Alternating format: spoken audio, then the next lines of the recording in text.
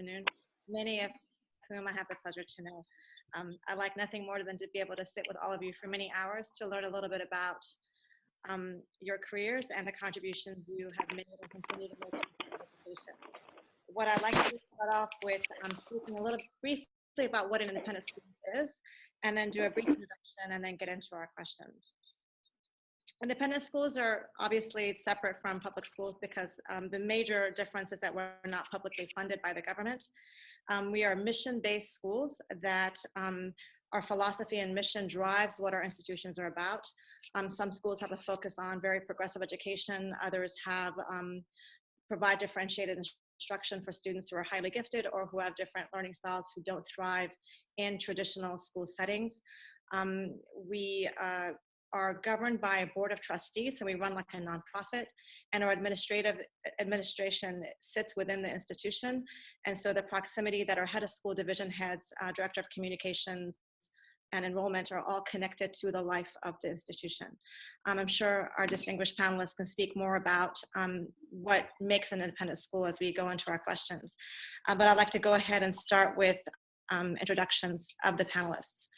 Our first panelist is Alana Bell, who is the Director of Equity and Inclusion at Seattle Academy, which is a middle high school in Seattle, Washington. She also, in her tenure as an educator, has been a trustee, a member of the Board of Trustees, a classroom teacher, and a parent of a current student in an independent school. And she herself is a product of an independent school education.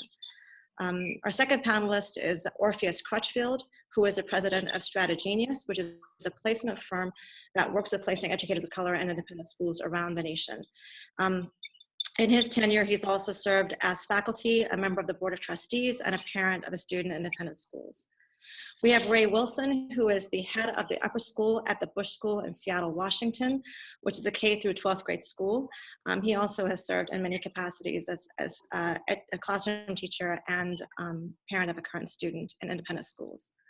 We have Dory King, who is the Director of Community Partnerships at the Oregon Episcopal School in Portland, Oregon, which is a K through 12th grade school. In her tenure, she served as a classroom teacher and a parent of a student independent school, and she brings a unique perspective of having also taught and worked in public school. Next, we have Kathy O'Neill, who is the Director of Enrollment Management at University Prep, which is a 6th through 12th grade school in Seattle, Washington. In her tenure, she has also served as a member of the Board of Trustees, a classroom teacher, a parent, and she herself is also a product of an independent school education. And last but not least, we have Ms. Brenda Leaks, who is the head of school at the Seattle Girls School, which is a 5th through 8th grade independent all-girls school in Seattle, Washington. I want to thank you all for joining me today. So what I'd like to do is start off with a question to Dory King. Since you have, you're unique in the perspective that you've worked at both public and private schools, and in the current role that you have, you engage in private-public school partnerships. So can you speak a little bit to the ways in which public and private schools intersect, how they're similar and how they're different?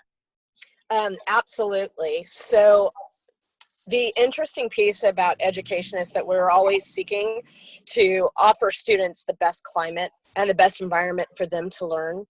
And I believe that we do that sometimes as independent schools, and sometimes public schools offer an environment that is the best for a student. So in our partnership work that we do with our local public school district, we support students who are English language learners by having our upper school students tutor middle school students in English language. Much more broad question, which I'm hoping each of you can speak to. Why did you choose independent schools, and what keeps you here at independent schools?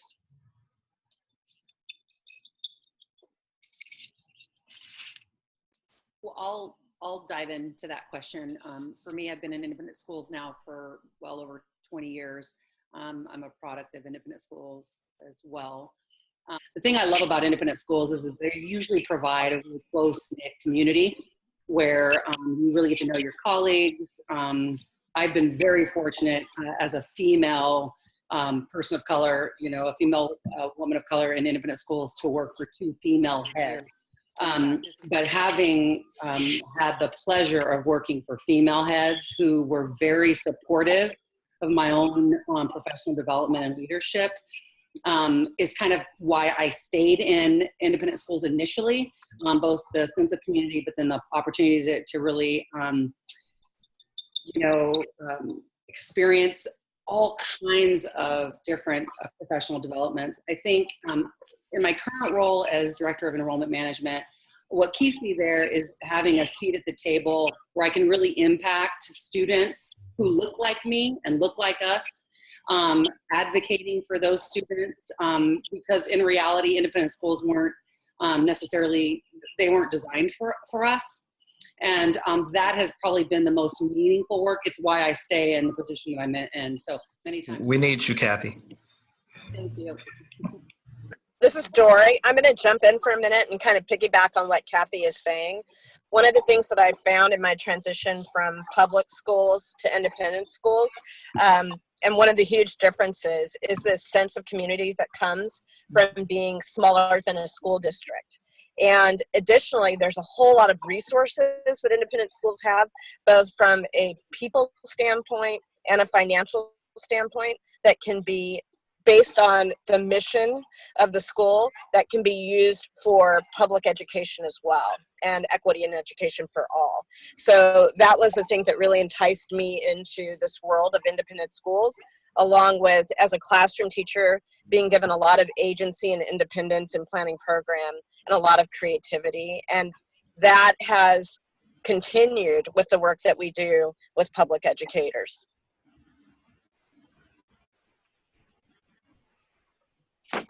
And I'll just add in that for me, my sort of orientation into independent schools was not by design, it was more by happenstance. I started working in independent schools back in 1992, right out of college, and from the beginning thought about, seriously, what am I doing? You know, I know that I can make a difference in the public schools, but yet the independent school opportunity, coming out of college, first time having a job, it was more out of opportunity than a deliberate move. But over time, I've realized that I can make a difference in both the independent school with the kids that attend, primarily students of color, as well as leveraging the resources at the school to make a difference in partnership with the local school districts. And so it's important for me, as I continue on at this day and age, to really think critically about the schools where I work. My kids have all attended an independent school and have graduated, but it's not a place where I would say for people coming into the schools to think about, wow, it's an escape. It's more, there's a sense of purpose that you should have if you are going to teach in an independent school, and you'll be surrounded by like-minded folks of color as well. I certainly agree with having a particular purpose about being in an independent school. And as being a product of an independent school, I'm very much believing in independent schools and seeing how they've changed over the years. I've been working in independent school for 7 years, and I would say that for me, a huge part of why I do what I do is to be the representation for kids who otherwise would never know what a Black woman is intimately. I have many students who can select by the way that their lifestyle is not to know a Black person and to only know a Black person based on the way the media portrays them. So in my work, it is really important to build intimate relationships with students and with families to begin to break down some of those stereotypes and barriers because of the fact that a lot of my families don't know intimately any Black people, and they could actually for the rest of their life never, depending on how they choose to live their life. So it's important for me. It's a lot of work sometimes, but it's something that I will gladly do every single day to make sure that what is seen on television is not the limited view that represents all women of color. Yeah. I want to follow up on that. I remember the exact moment that I decided I was going to work in an independent school. I was actually working for a small nonprofit that supported students who were first-generation college students, go from kind of like our Rainier Prep, but it was on the East Coast, and helping them to connect with independent schools. And I was recruiting independent school high schoolers to participate in the summer program. And I was getting a tour at a school in Philadelphia. And I remember walking down the hall and seeing this Black girl sitting on the floor surrounded by probably, you know, white classmates and friends of hers who had their hands in her hair. And I remember the look on her face when she saw me walk by, like, you know, are you going to help me? Like, because she probably didn't have the words herself to be able to convey to them why that would be an issue, when that's a way that they were showing care, the way that they, you know, that kind of community grooming that happens when you play in someone's hair. And I had only been there looking to think about the students I was going to recruit. And in that moment, I looked up and I looked around and I realized that there were not many adults of color in those communities. And so I spent another year at that program that I was at, and then I jumped into independent school teaching. And not only did I then become aware that I was going to be a role model and an advocate, you know, as Kathy said, for those students who look like me, but I realized for many of the students who didn't look like me, I would be one of the only non-white teachers that they had in their entire school career. And I have stayed in independent schools because of the fact that I feel like, as you've heard others say, that sense of community, the opportunities, the invitation to be at the table. As a person who has recently made the move from being a senior administrator to being the most senior administrator as a head of school in the community, I will say a large part of my decision to become a head of school, because I had a very comfortable job that I could fit in a box and, like, you know, do all this other thing to make my life really, you know, complete, and personally passion, all that stuff. And I took this additional step in part because I felt that drive to be a model for both kids who look like me, adults who look like me, and for those who didn't. And I think that there's a real opportunity for educators of color to be that role model for the next Bill Gates and senator, congressman, congresswoman, right? So that's part of why I came and why I'm still here. I also recall when I got started in the independent schools, I was initially actually a public school educator. I was teaching special ed kindergarten, something a lot of people don't know, actually. And then I went on, though, to an independent school in the San Francisco Bay Area. And I was shocked to find out that I was apparently the first African-American male to ever teach at this school. And this was about 1990. I couldn't believe it. And so I went in knowing that I could remain in the public schools, but I thought I would check this out. And as many people have said, found out that not only could I make a difference for, of course, the students of color, the few students of color at the time, but also for the white students who really had not, at least at the first grade, they had no relationship with any person of color in any significant way daily. And so I'm going to take a different angle on this and say that what I found is that it was really going to take an element of trailblazing to go into these institutions and make change happen. And what I'm interested in, and many people in our schools, all the administrators on this panel, we're all interested in finding people who can see the power of bringing the whole you. We really need the best educators in the country to impact both sectors, both public and independent schools. Amen to that. Say, I hear you, Orpheus, and I agree with you wholeheartedly, because many of the things that are done in independent schools can be done in public schools. Absolutely. And it's just a matter of exposure and sharing. I mean, for me, I think just reflecting on as I'm hearing you all talk, I'm so inspired because I remembered as to why I came into independent schools. And part of that was that sense of agency, because independent schools provided for me as a classroom practitioner the ability and the bandwidth to really develop my craft, and also the agency to be able to do social justice work in the classroom in a way that I was not able to do in public education. And I think that's the reason why I've stayed. And I think Kathy made mention of this around the ability to be able to make a headway. And Ray talked about the leverage that you're able to use, you know, leveraging your position to really push equity and inclusion in your institutions. And you have a community that's driven around a mission, so you know how to work with that. So it's really empowering. I think the possibility allows for educators of color as empowerment to be able to, as Orpheus said, be trailblazers in the work that they do. I wanted to kind of just delve into a little bit. I wanted to ask Ray, and any other educator can also chime in. As a director of the upper school, as a head of upper school, you work with faculty and faculty support. What does onboarding for educators who come into your school, or educators who are entering independent school for the first time, what does some of that onboarding look like at your school? So for us, I meet with the faculty one-on-one at the beginning of their tenure at the school to talk about what their hopes and dreams are, not only for this first year, but 3 to 5 years down the road. Not only professionally, their work in the classroom, but personally. We're a school that we have a pretty robust professional development budget. So I want to make sure that the faculty coming in have an opportunity to actualize their dreams and passions through the use of professional development funds.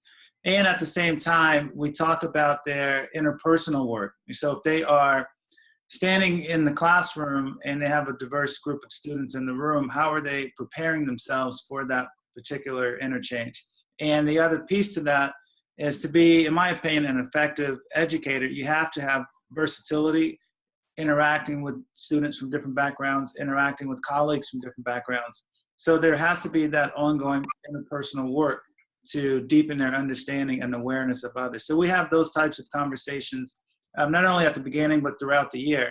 And then it's tied to evaluations. So what are you doing to strengthen your set of tools that you will need on a daily basis in and out of the classroom? So it's more of an overall game plan for the faculty member, more so than just how are you doing teaching math or English. There's more complexity to being an educator in an independent school. I would just add that additionally at University of Prep, we have faculty and staff actually are matched up with a mentor. So that might be someone, and they usually have two, right? So they'll have one that is very much so in an experienced educator in their department, but they'll also have someone that's outside of their department that will help them kind of navigate the independent school world. Because I think in talking with certainly people of color, but any new folks who have never worked in independent schools, I had a colleague that came. She was a counselor in large middle school and high schools in Vegas, and she came to University of Prep to work there. And I think the first year she was like, "This is like a twilight zone almost." It was such an adjustment. She said, "These people seem so happy, and like everything, like these people seem like they have any problems." And I said, "Oh, just wait. There's problems everywhere. These are just typical kids." But it took a long time for her, even as a white person, to adjust to independent school culture and norms. And so I think it's really helpful. I think faculty and staff have found it really helpful to have that mentor to ask sometimes questions that those of us who have been in independent schools for quite some time kind of take for granted. So, I used to work with Montaub at the Overlake School, so I was deeply connected to the work that we did there. And as Ray said, there was most schools do an onboarding series of days where you learn about not only the nuts and bolts about your schedule and teaching and how to fill out forms and how to connect to the internet, but also about the culture of the school, about the values of the school, and about how to, live in community with the people so that you're upholding the mission in a way that the school would hope that you would. And the goal there is also to make sure that you're successful. And so, I remember we went through this series where we tried at Overlake to actually say, what would a cultural pitfall be? For example, at Overlake, kids and teachers, they call each other by first name. There's a level of mutual respect there. So how you might see that and fall into a pitfall would be if you're the teacher who comes in and wants everybody to call you by their last name, or if you go into the cafeteria and you cut line. Like, maybe in previous schools you could cut line in front of kids as a teacher, but not at this school. Don't get yourself in trouble. So we try to really be that specific of giving examples of how the culture comes to life, so that was really real. We also had an instructional coach who worked with teachers in their first year to do that same cultural thing in the classroom. And so what does rigor mean? How do you pinpoint the exact level of homework that you should give, so that not based on your understanding from your own experience, but based on your understanding and how it intersects with the culture that you are now in. So, you know, there's a lot of good work happening to make sure that new faculty members are successful in the schools, the independent schools. There's a lot of work put into that, a lot of thought put into that. And so new teachers can be assured that they'll have that support. I think with one of the things we think about with new teachers is that a lot of it is adjusting to kind of getting a sense of how independent schools work and how a mission-based school works. But I think the goal of a school that's truly seeking to be equitable and inclusive, that the goal is to integrate that educator of color, not that they come to fit into the mold of what independent school is, but a school that's really intentional around equity inclusion, is really thinking around integration, around what we have an aversion to the word fit when we think about candidates of color, because we think, well, fit to what? So we're mindful around our own biases, or at least strive to be, in our hiring and thinking about how we want to really embrace and cultivate diversity from a place of intention. My next question is for Orpheus. As you are the president of Strategenius and you work with placement of educators of color, what trends and patterns do you see for educators of color in leadership roles within independent schools and the schools you work with across the nation? The future really holds a lot of positivity in terms of opportunity, particularly for women and for candidates of color, because all of education, I think, is recognizing, but particularly independent schools, really starting to recognize the fact of the power, again, of diversity and inclusion in particular, and also, of course, equity. And so there were data that showed, there were going to be these big retirements of our top leadership in our schools, and because of historic happenings, it turned out to be a little bit bigger than a trickle rather than the big retirements. But what's happening is that it seems to be increasing and accelerating, and that means that there will be openings and there will be opportunities at the head of school level, as Brenda is a head of school.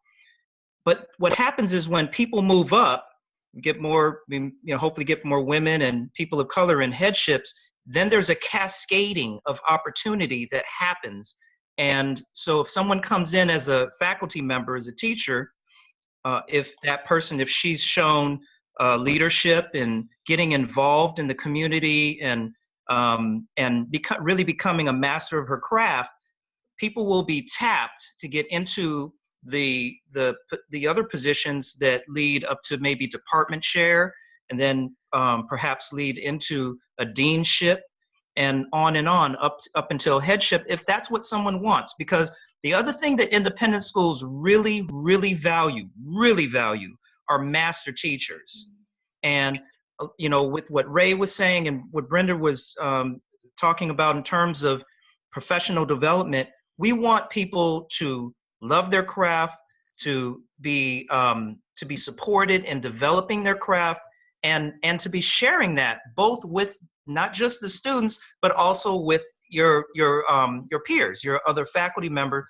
And just lastly, the independent schools are a small but at the same time large community of educators where we create opportunities for people to share what they love and their expertise. So we have conferences in the Pacific Northwest, we have conferences nationally where people can demonstrate what they've learned, and it's really an opportunity to shine and really to spread your expertise. So opportunities, we feel they're going to be abounding in the very near future. So we encourage you to check this out.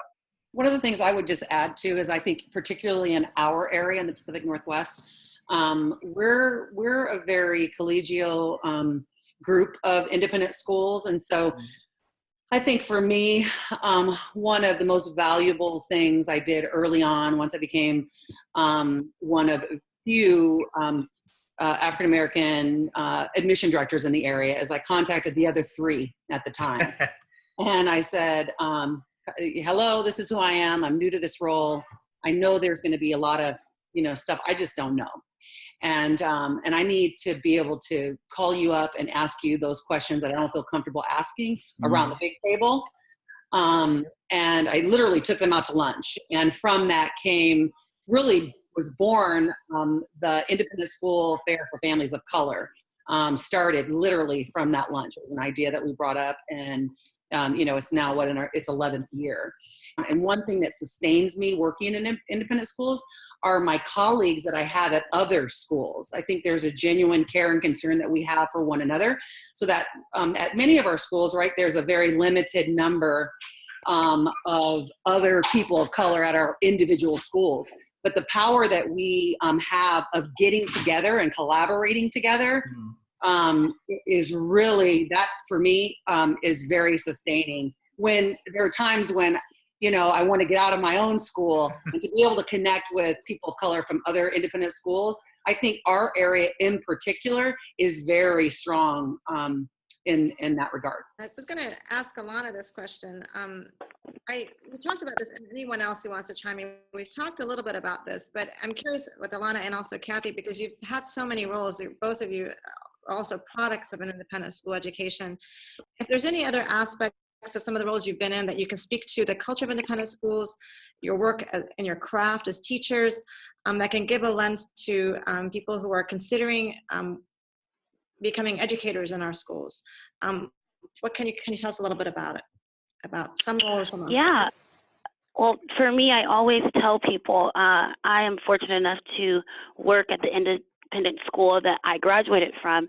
And I always tell people that the best decision my parents made was sending me here, and the best decision I ever made was coming back to work here.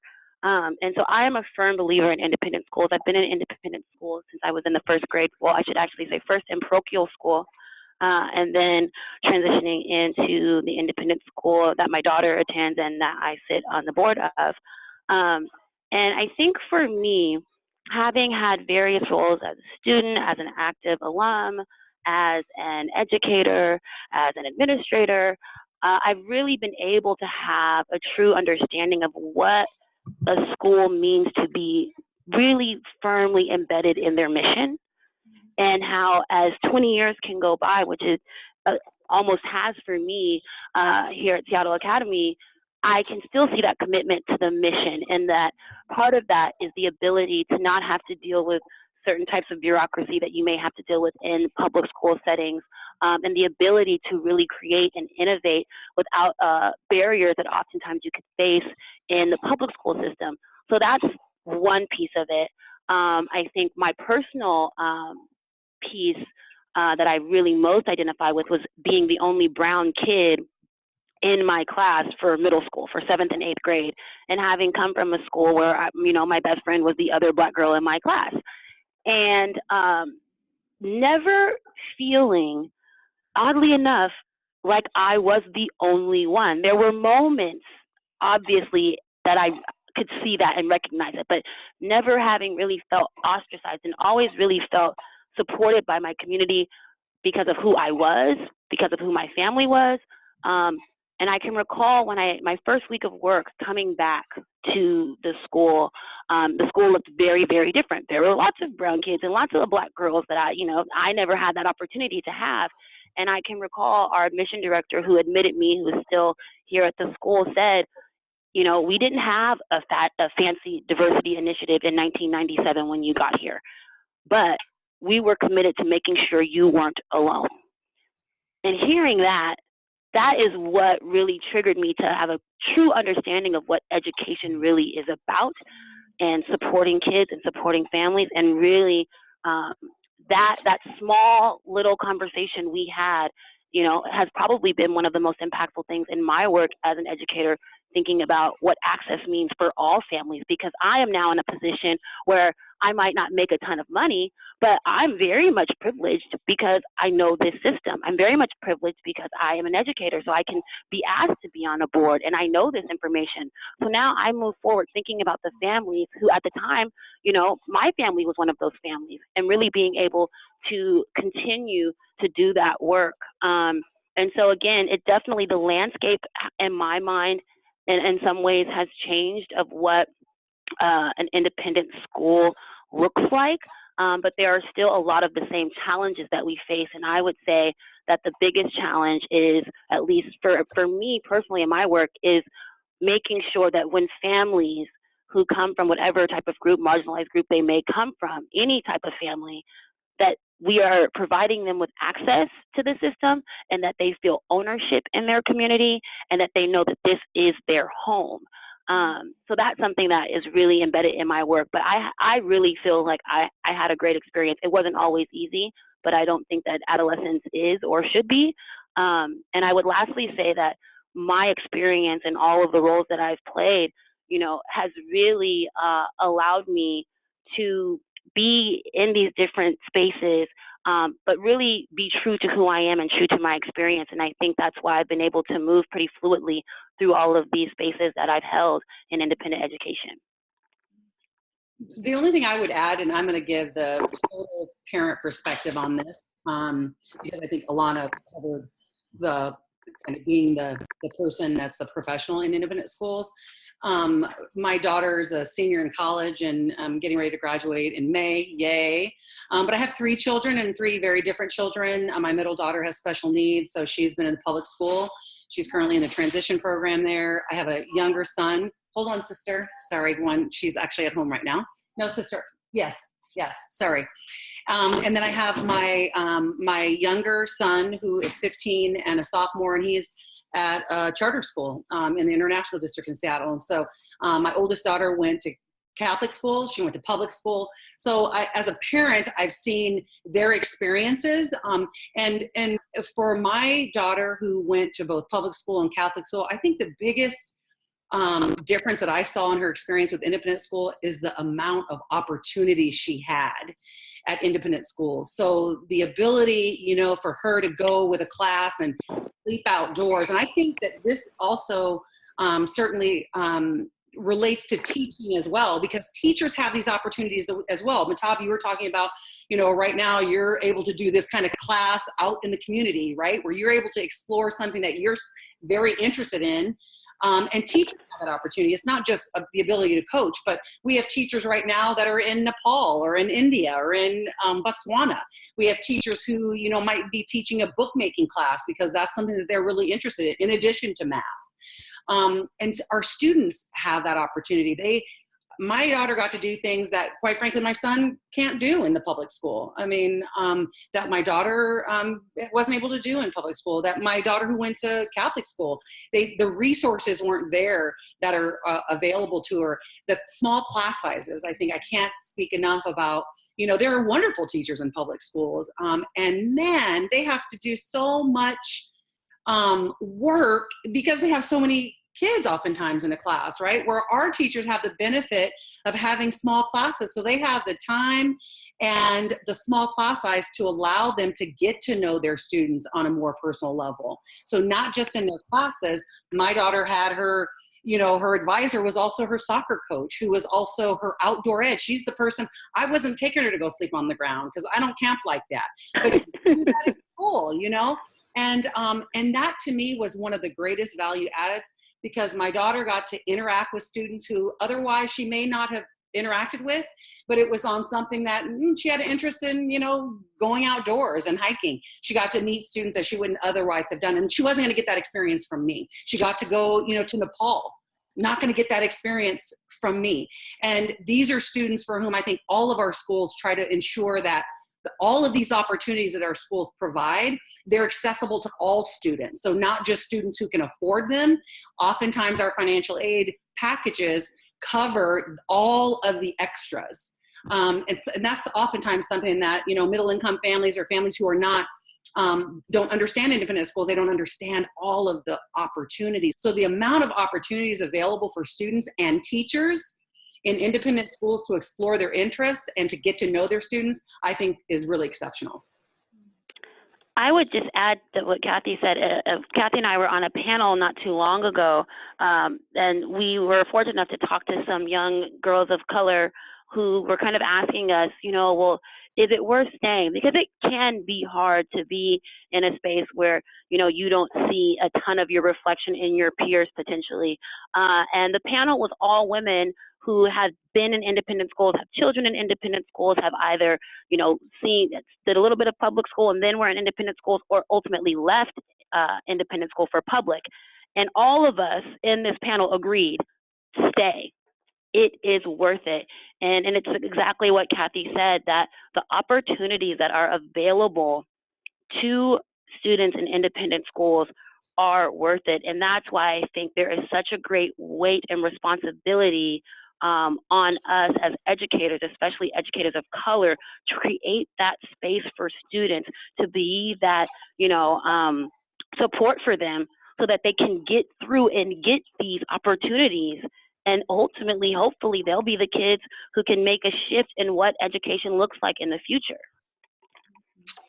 Yeah, I want to just give even more context to what Kathy was saying earlier around class size, because as we all know, there are some fantastic teachers in public schools, but they're given an almost impossible task. So, as an example, I've worked with people both in public and independent schools, and I recall one candidate in particular from public schools who was a history teacher, and this person in public school had 7 classes of about 32 kids, so it came out to be about 224 students to need to do to be reading reports, doing grades for reports, 224. Then I've had history teachers in independent schools, and generally schools will have something like 4 to 5 sections and somewhere around 15 to 18 students. So on the high end, we're talking maybe 90. So 224, 90. It's obvious that it's more handleable. You get to know your students in a much deeper way. It's the physics of it, you know. So I just wanted to put some context around what are we talking about when we say smaller class sizes exactly. And I would just add, many schools offer, you know, in addition to the ongoing professional development, I can't say enough about that for teachers. At University Prep, we've got, you know, summer paid planning time. So, you know, teachers who want to collaborate and maybe come up with a new course or, you know, examine something. I mean, the opportunities to be creative and, again, to continue to master your craft, I think are really so supported in independent schools as well. Level of excellence, which is exciting to witness for students and also as educators, because as Alana said, you get to be a co-creator in that next generation for that innovation and that flourishing of those young minds. I have 2 more questions for the panel. I'll start with the first one, and then our time will unfortunately have to end. But why would you advise educators of color to advance their careers in independent schools? What is one piece of advice that you'd give as to why they should?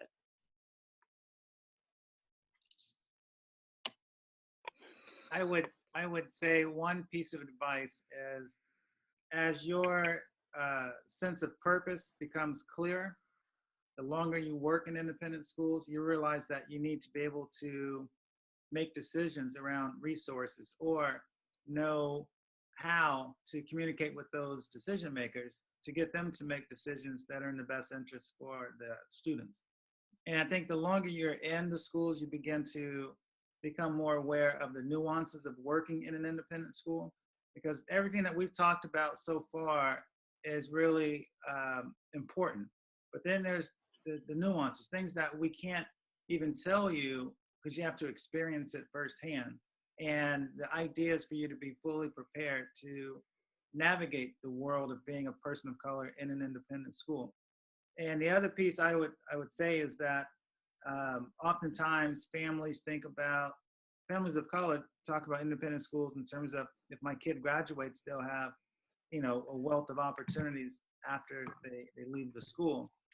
But I would say it's important to think about creating moments of instant gratification for students of color. So my thing is, as you advance or think about advancing in the schools, think about the day-to-day opportunities to make a difference for students. I would follow that, and this may seem like a really simple answer, but you should think about advancing yourself because you can.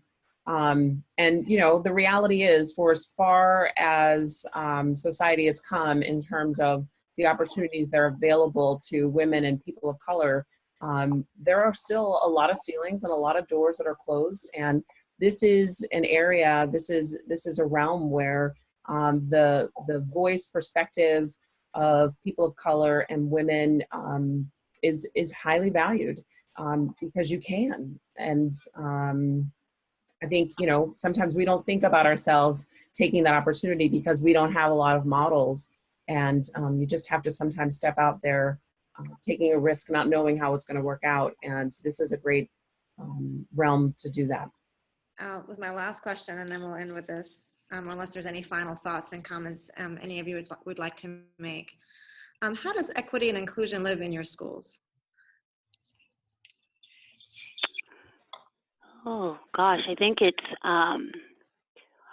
really interesting. I have this conversation often. I think that, you know, there's always been buzzwords around this work, whatever you would like to call it. And the work diversity, just that being the director of diversity, that never really appealed to me because I just thought it was so broad, and what does that mean? And I think that while equity and inclusion can sometimes sound like a buzzword just because it's everywhere, I believe wholeheartedly that that's the right way to frame this work, because if we look at what equity means here in our school, equity means everyone gets what they need to be successful within the system, not what is fair, not what is equal, but what they need to be successful. And I think that that's really important to make sure that that's defined really clearly by each institution. And so for me, you know, I am the director of equity and inclusion, and I always tell people I have the title, but this is all of our jobs. This is something that cannot be done by one person. It's impossible, and it's impossible for this work to ever be done or finished. I think, you know, when we get to a place where we are not dealing with the kind of socioeconomic kind of disparity that we're dealing with within independent schools, I think we might be a little bit closer, but there's always going to be challenges in regard to making sure that all families, all kids can be successful within the system. And so I think there has to be someone who, yes, is leading that work, but it has to really be embedded within the community and within the values and the mission of the school. And I think at my school, I think there's a lot of work for us still to do. And my job, a lot of that right now, is building structures to facilitate making sure that there is access. You know, a lot of times things are built on relationships where you know a kid, so you know what their situation may be at home. But the reality is, we can create structures where we know this information going in before we have to even build that relationship to find out what a kid's situation may be. So that's really what I've been focusing on a lot this year, and we'll be focusing on into the next. But also, I think there's a board piece. If your board is not committed to this work, that is going to be problematic. So I think making sure that your board is committed, if they have set some type of markers for your school, I think that's very important, because we can do all the work that we do, but there is something to be said for numbers and what that means. And are you actually walking, you know, the walk, and are you doing enough outside of your community to make sure that your school reflects the world that our kids are going to go off into? So that's kind of a small portion of kind of what our work looks like. I think there's, I think Kathy and many others have said, there's so much space for continuing to develop our educators in regards to this work and making sure that their classrooms are reflective of the students and their students' experiences. So that's really important too. I feel like equity and inclusion happens every single day, hundreds of times throughout the day on so many occasions, every day in our schools. And I think the thing that I think I'm most proud of is that I don't think that we'll ever be to a place where we'll tick off that that's where we've checked off that we're good.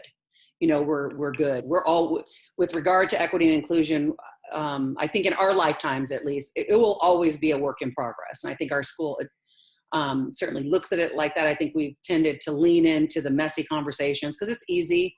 You know, it's easy to get a very diverse group of students and families together. The work is making those folks feel like they have a valued voice around the table, right? And that's where, you know, people bump into each other, and that's where the mess happens. And oftentimes, you know, that's the work we don't really want to do, because especially in our area, we like to be nice, and, you know, we like to always assume good intention. And so we lean into the discomfort of having difficult conversations with students. We try and train our students to facilitate those conversations. And it was interesting to me that I had assumed that in a public school that, especially a diverse public school, that they would be having a lot more conversations around equity and inclusion. And quite frankly, I was surprised that oftentimes in public schools, they have the numbers, but they're not doing the explicit work around equity and inclusion. That's all they have is the numbers. And a lot of the things that need to be happening with regard to professional development for educators, with regard to those difficult conversations, with regard to putting resources at equity and inclusion aren't happening in public schools. They do have the people, and I think they also have a lot of good intentions, but oftentimes I was surprised that it wasn't happening, that oftentimes, and I think that we can also as independent schools fall into, if you look at what public schools are doing, fall into the mistake of assuming that, oh, well, we're good, we're good, you know, but in reality, it's ongoing work, and we haven't arrived. And I don't think that I'll ever, you know, I would ever get to a point where I said, yeah, I'm at this school, man, we're done with equity and inclusion. It's hard, messy work. And I think that our schools are committed. For most of our schools, right, it's a part of our mission. That's who we are. And so we invest a lot of time, resources, effort, energy on a day-to-day basis. I know equity and inclusion in the admin team meetings comes up every single admin team meeting, whether we're talking about equity and inclusion around, you know, access to programs or transportation to school. In every decision, we're always thinking about, is this equitable to all students? I think part of the reason why this work, as Kathy said, it kind of, you know, it's ongoing, and it will be, is because part of the joy and the challenge of schools is that we flip our entire population every, so, you know, whatever the number of years is, depending on how many years your school goes through. And so just when you feel like you're at the point where you can hold something firmly, you have a whole new population of families and students and perspectives to bring, that you have to then bring along. And so it is this kind of urgent and vital and also never ending work. And I agree with everything that's been said about how it has to come from the bottom up and the top down, and that it's about a lot of really small conversations. And, you know, they're conversations that span, you know, interactions on a big level.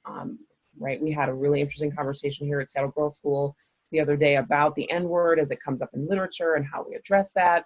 And then, you know, the smaller side of that might be a teacher who I overheard in the hallway jumping into a group of students, where one student who was from a younger grade kind of barreled into the group and gave a student in the group a hug. And the teacher stepped into that space and said, "Do you even know her name? Did you have any conversation with her about getting into her personal space?" Right? Just like having that sense of awareness of your needs and other people's needs and how they balance. That's all part of this work, and it happens in big ways and small ways across all of our schools. Well, I want to thank each and every one of you for being as incredible as you are in your prospective schools, and for taking the time to address some questions. It's been a real pleasure. Thank you, Matap, for facilitating and moderating. Yes, thank you. Yes, Thank you. Yeah, it's an honor. Pleasure. Every chance to be with this group of distinguished educators is I'd jump at the chance. So thank you for that honor. So. I guess one last thing I would say, if you're out there as a potential teacher listening to this, thinking about exploring an opportunity of teaching in an independent school, come and visit us. You can reach out to any of us on this panel at our schools and say, can I come take a tour? Can I come see what it's like? Sit in a classroom, engage, think about it, and expand kind of, what you thought your horizon was. And we'd love to engage with you. So give us a try. Thank you, Brenda. And with that, we'll say goodbye. Bye. Thank you. Bye-bye.